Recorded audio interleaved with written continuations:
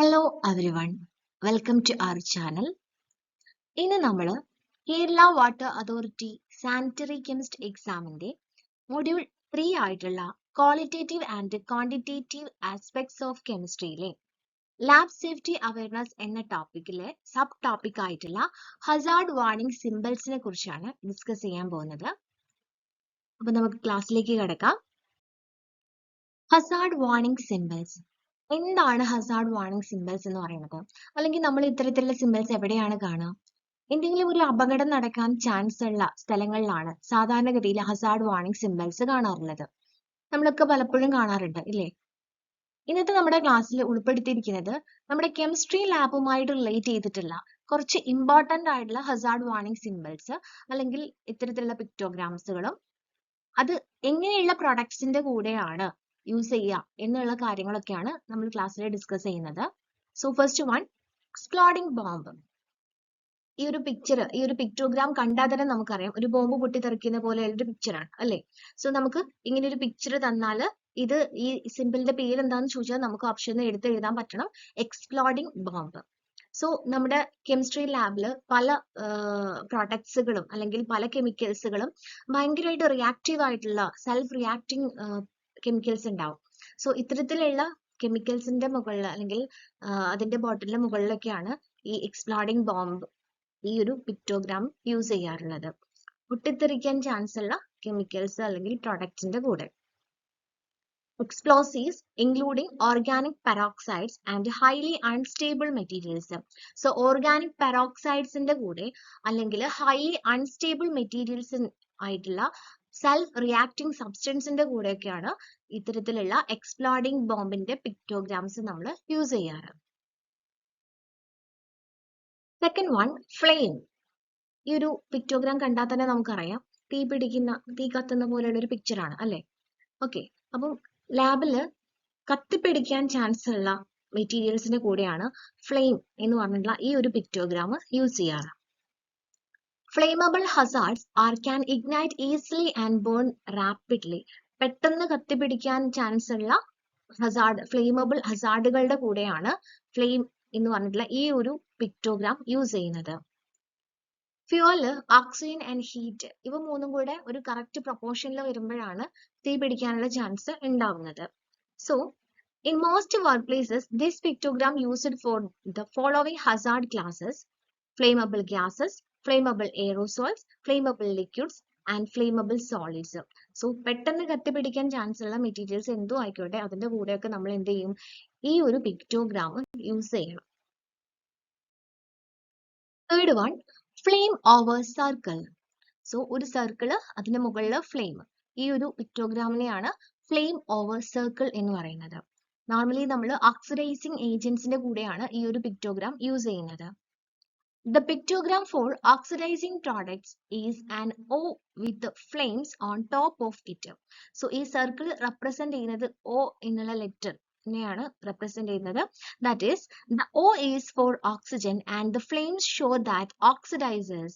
Okay, so ഈ circle represent ചെയ്യുന്നത് O, ഓക്സിജന്റെ ഓയെയാണ് റെപ്രസെന്റ് ചെയ്യുന്നത്. And the flames show that oxidizes are significant fire hazards if they are not handled properly. So oxidizing agents നമ്മൾ proper ആയിട്ട് handle ചെയ്തിട്ടില്ലെങ്കിൽ അത് തീ പിടിക്കാനുള്ള ചാൻസ് കൂടുതലാണ്. സോ ഇത്തരത്തിലുള്ള ഓക്സിഡൈസേഴ്സിനെ ഡിനോട്ട് ചെയ്യാൻ വേണ്ടിയിട്ടാണ് ഈ ഒരു പിക്ടോഗ്രാം യൂസ് ചെയ്യുന്നത്. സോ ഓക്സിജന്റെ O ആണ് ഈ ഒരു സർക്കിൾ കൊണ്ട് ഡിനോട്ട് ചെയ്യുന്നത്. ആൻഡ് ഫ്ലെയിംസ് എന്ന് പറയുന്നത് ദാറ്റ് ഷോ ഓക്സിഡൈസേഴ്സ്. ഇനി കുറച്ച് ഓക്സിഡൈസിങ് ഏജന്റ്സിന് എക്സാമ്പിൾസ് നോക്കാം. ഓക്സിഡൈസിങ് ഗ്യാസസിന് എക്സാമ്പിൾ ആണ് oxygen and ozone. Then oxidizing ലിക്വിഡ്സിന് എക്സാമ്പിൾ ആണ് nitric acid and perchloric acid. Then oxidizing സോളിഡ്സിന് എക്സാമ്പിൾസ് ആണ് potassium permanganate and sodium chlorite. Examples ഒക്കെ ഓർത്തു വെക്കാം. സോ ഈ ഒരു പിക്ടോഗ്രാമിന്റെ കാണുമ്പോൾ തന്നെ നമുക്ക് മനസ്സിലാവണം ഫ്ലെയിം ഓവർ സർക്കിൾ ആണെന്ന്. Next one, gas cylinder. So ഈ ഒരു പിക്ടോഗ്രാം ഗ്യാസ് സിലിണ്ടർ ആണ്. Gases and mixtures of gases that are stored under pressure in cylinders. Okay, നമ്മൾ ചില ഗ്യാസസുകളൊക്കെ സിലിണ്ടറിലാക്കിയിട്ട് പ്രഷർ കൊടുത്തിട്ട് സപ്രസ് ചെയ്തിട്ട് സിലിണ്ടറിന്റെ ഉള്ളിലാക്കിയിട്ട് സ്റ്റോർ ചെയ്ത് വെക്കാറുണ്ട്. There are 3 different hazard categories of gases under pressure. So pressure നൽകിയിട്ട് നമ്മൾ എന്ത് ചെയ്യാറുണ്ട്, ചില ഗ്യാസസുകൾ സ്റ്റോർ ചെയ്ത് വെക്കാറുണ്ട്. അപ്പൊ അങ്ങനെ അത്തരത്തിലുള്ള ഗ്യാസസിന്റെ കൂടെയാണ് ഈ ഒരു പിക്ടോഗ്രാം യൂസ് ചെയ്യുന്നത്. കംപ്രസ്ഡ് ഗ്യാസ്, അപ്പൊ അത് 3 ഡിഫറെന്റ് ടൈപ്സ് ഉണ്ട്. ഫസ്റ്റ് വൺ കംപ്രസ്ഡ് ഗ്യാസ്, അതിന് എക്സാമ്പിൾ ആണ് oxygen and nitrogen. Then liquefied gas, anhydrous ammonia. Liquefied ഗ്യാസിന് എക്സാമ്പിൾ ആണ് anhydrous ammonia. And dissolved gas, ഇത് ഭയങ്കര അൺസ്റ്റേബിൾ ആയിട്ടുള്ള കാറ്റഗറിയിൽ പെട്ടതാണ് ഡിസോൾവ്ഡ് ഗ്യാസ്. അതിന് എക്സാമ്പിൾ ആണ് അസറ്റിലിൻ സിലിണ്ടേഴ്സ്. ഓക്കെ, അപ്പൊ കംപ്രസ്ഡ് ഗ്യാസിൽ വരുന്നതാണ് ഓക്സിജൻ ആൻഡ് നൈട്രജൻ. ലിക്വിഫൈഡ് ഗ്യാസിൽ പെട്ടതാണ് അൺഹൈഡ്രസ് അമോണിയ. ആൻഡ് ഡിസോൾവ്ഡ് ഗ്യാസിൽ വരുന്നതാണ് അസറ്റിലിൻ സിലിണ്ടേഴ്സ്. വെരി അൺസ്റ്റേബിൾ ആയിട്ടുള്ള എന്താണ് അസറ്റിലിൻ സിലിണ്ടേഴ്സ്. ഓക്കെ, അപ്പൊ ഈ ഒരു പിക്ടോഗ്രാം നമ്മൾ എന്തിനാണ് യൂസ് ചെയ്യുന്നത്? Gas cylinders, gases and mixtures of gases that are stored under pressure in cylinders. Next one corrosion. So കൊറോഷനെ ഡിനോട്ട് ചെയ്യുന്ന പിക്ടോഗ്രാം ആണ് ഈ കാണുന്നത്. Materials causing skin corrosion or burns or skin irritation or eye damage on contact or that are corrosive to metals.